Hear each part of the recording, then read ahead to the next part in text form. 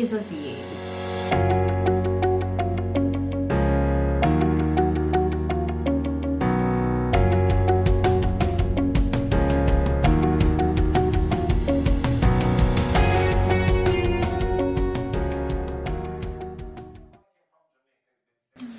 Hey guys! Hey, welcome back to our channel. We're so excited to have you. And we appreciate all the love that we are getting so far. Definitely.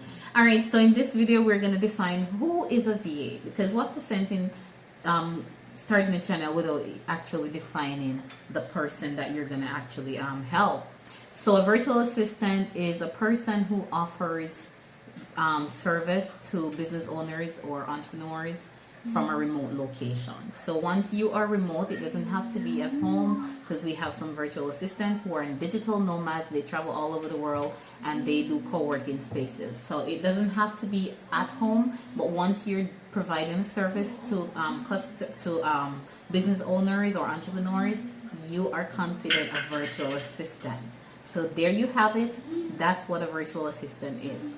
Now, there are various services that virtual assistants can provide to business owners, and some of those are basically digital marketing services, photo editing, video editing, admin support, calendar management, a whole host of stuff, accounting, even engineering. There is so many things. Everything that you do in the job world, corporate, you can do that online and basically be your own boss. So that's what a virtual assistant is. So now you know what a virtual assistant is. We're going to give you some tips or a few steps that you can take to start your virtual assistant business if you haven't. And if you already have started your business but you're not sure what to do, and you're at a point where you're like, what's next? Then this is for you. So we made some notes here because we want to make sure that we're giving you valuable information. Yes. So before I go any further, you need a laptop. You need a desktop or a laptop. You cannot work from your phone. People are going to pay you real money, and so they're expecting real results and real quality work. So if you had that in your mind that you could use a phone or a tablet, it's not going to work, honey. You need to make sure you have a desktop or a laptop. Very important. And if you're in Jamaica, you can go to Quartz and get a good enough laptop for $70,000 to start you off. Even I think maybe you can find a computer for 50 now. That won't be very good. Yeah, that won't be very good. Yeah, so you need to definitely find something that's going to be good enough for you to get the work done. Yeah, you have to look at the laptop as your tool of work and your investment. So, you know, I mean, since we have started our VA business, we have invested in about 4 or 5 laptops now. You know, we started off with a very cheap one, and it wasn't any good, so that deteriorated very quickly. You know, the other one, water fill on the other water one. fill on the other one, and so on and so on, right? And since we have kids, you know, the kids reach to the laptop and all of that. So, you know, it's a lot of buying laptop and so on. Yeah, so, but we don't mind. Yeah, but we don't mind. Because it's an investment. You'll see the return on your investment. Exactly. And I can tell you that the more clients you have, the more money you make, it's the more powerful that your laptop needs to be. Yeah. Right? So you don't want to be working on a hard project and you're like, oh my gosh, this laptop is not helping me at all. It's so slow. What's happening? You're going to be so frustrated. So make sure you have a laptop. That's super important, or a desktop. So first, you need, so this is the first step, as I said, need a computer. After you've done that, you need to determine what skills you're going to offer. Super important. If you don't know what you're going to offer, then who are you going to talk to? Who are you going to get the money from? So make sure you know what skill you want to offer, and then you're going to determine this by what you currently do. What are your current strengths? What is it that you offer right now to if you're working right now in a job, what is it that you're doing? Are you an accounting clerk?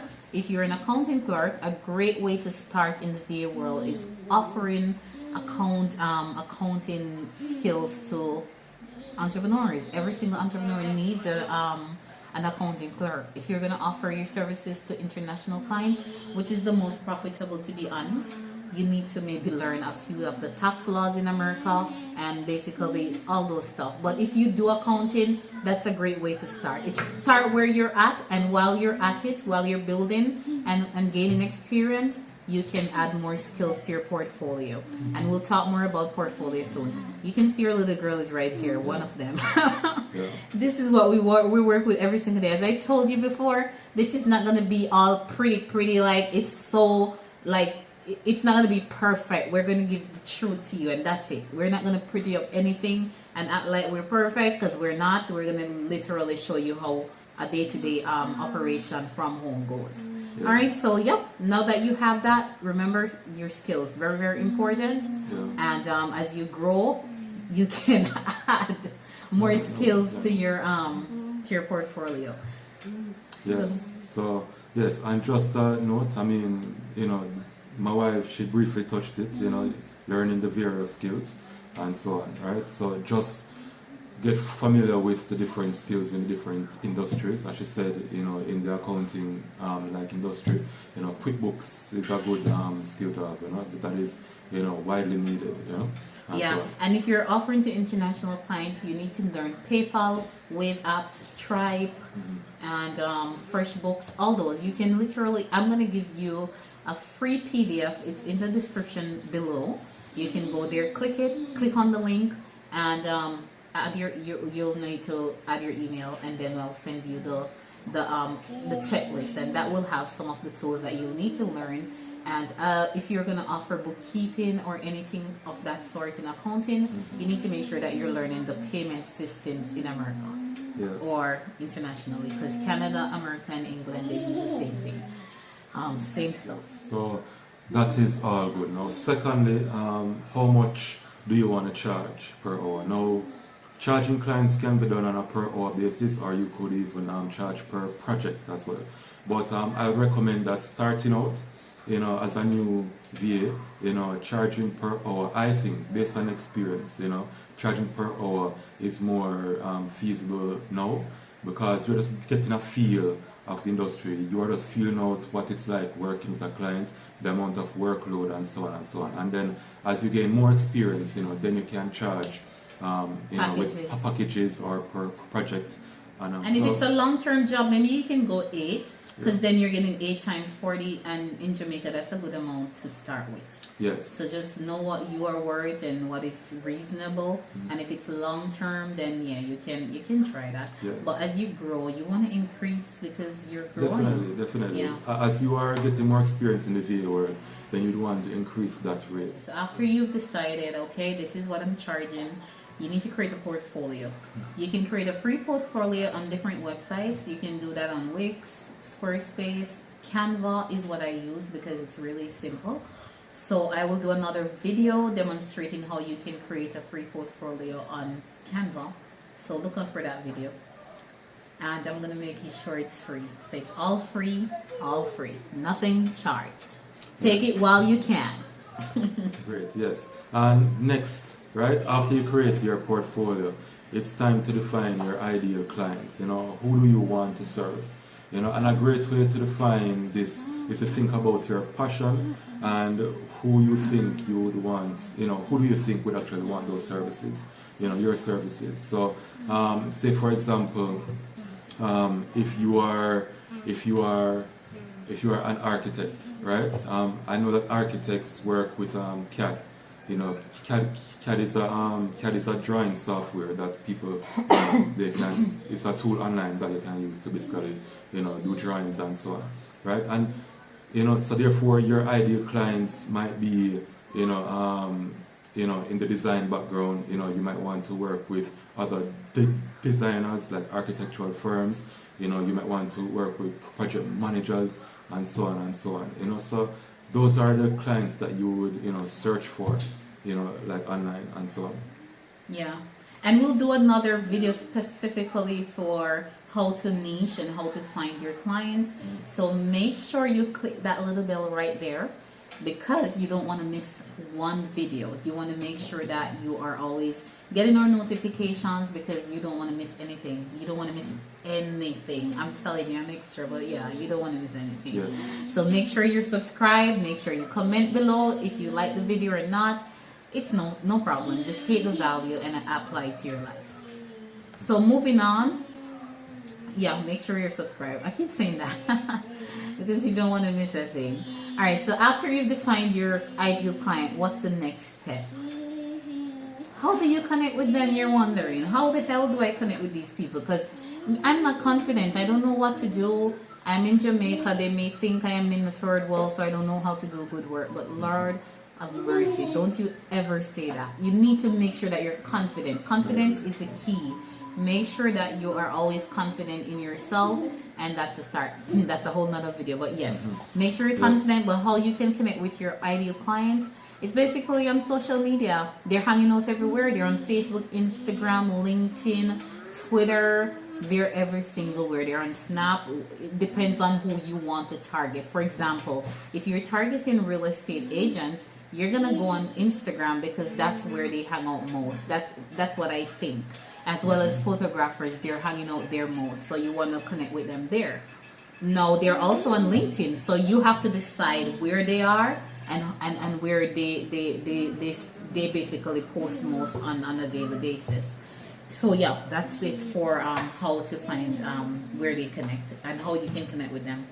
And as I said, you can find them anywhere on social media. So your job is to research where your ideal client is hanging out, and then you go there and hang out as well. Yes. And add a ton of value to them. Once you add value, everything else comes after. You can never go wrong with that. Yes, as you can see, our daughter is very excited. We started the channel, so she's not used to this. Funny enough, if somebody was in the house, she'd be shy, but apparently for the camera, she's not shy today. Alright, so yes, once you decide where they hang out, the next step is to find a way to add value to them, right? And how do you do that? Research, right? Research is the key. Find out more about your client and so on, right? So say for example that you want to offer social media management, right? So offering someone in your target audience a free social media audit, that would be a good way to add value to them, right? So in that way you can get testimonials, before you land the client, and you can add it to your portfolio or your website as well. Yeah. So if you don't have a client right now, and you want to start getting some testimonials, because people like to ask for testimonials, you'll have some clients who will try a newbie. But they most times they want to get a portfolio. That's how they are. So start offering value to your ideal audience, and that's it. Bingo, you hit it. Before you know it, you'll have more than one client. All right. So the next step is to create a marketing plan. You need a marketing plan. What is a business without a marketing plan? If you don't have a marketing plan, you really don't have a business, because if you don't have a marketing strategy and you don't know how you're going to gain clients, they're not going to fall in your lap. They're not going to do that. You're going to have to go out and find them. So, for example, a marketing plan could actually be you reaching out to your ideal audience on LinkedIn at least 1 hour per day. So that's 5 hours per week. You decide. But that's just an example of a strategy. You won't have one strategy because you need to have more than one if you want to really make money in this industry. So that's what a marketing plan is. It's basically an outline of your marketing strategy. Now, I will do another video on that, and I really want to go more into it and show you some examples of what a marketing plan really is. So be on the lookout for that video. Make sure you're subscribed again and click the bell so you can get the notifications when our video drops. So this is where we'll stop for today. Yes. Yeah, because we don't want to give you too much information. We want to make sure that we're giving you the information in bite-sized pieces so that you can apply it to your life and you can basically see the results. We're also going to give you the free checklist, as I said, so you can click the link in the description below that's in this video description section. You will be able to get the checklist, and that will have all the other steps that you need to launch your virtual assistant business. Yes, and remember to also connect with us on IG at Studious Marketing. You will see the link right there. And thanks for watching. We appreciate you, and until next time, stay safe. Bye.